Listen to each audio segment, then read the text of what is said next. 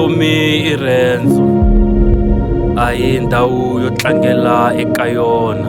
I ndlela leyi taleke hi ku soholetana, ku tlakuka na ku wa, na minkarhi ya ku wa na ku hluriwa.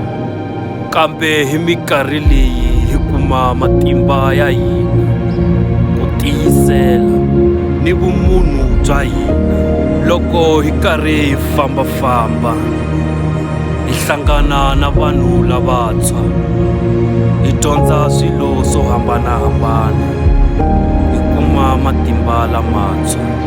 Loko hi karhi hi fambafamba evuton'wini, hi hlangana ni vanhu lavantshwa, hi dyondza swilo leswintshwa, hi tlhela hi kuma matimba lamantshwa.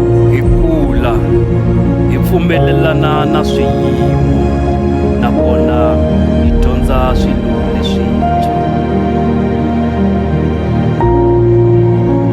Hi kula, hi pfumelelana na swiyimo, nakona hi hundzuka.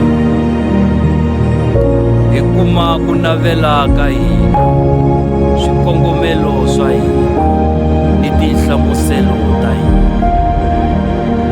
Riendzo a ri olovi, naswona a ri olovangi.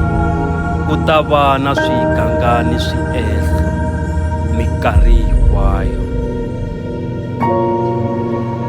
Ku khunguvanyeka ni ku vavisiwa swi ta ya swi engetelelana minkarhi hinkwayo, ku tiyisa moya ni nyama xikan'we ni miehleketo lani hi le misaveni. Kambe leswi hinkwaswo hi ku angarhela ka swona swi kombisa ku hi kulisa eka minkarhi ya hina leyi taka.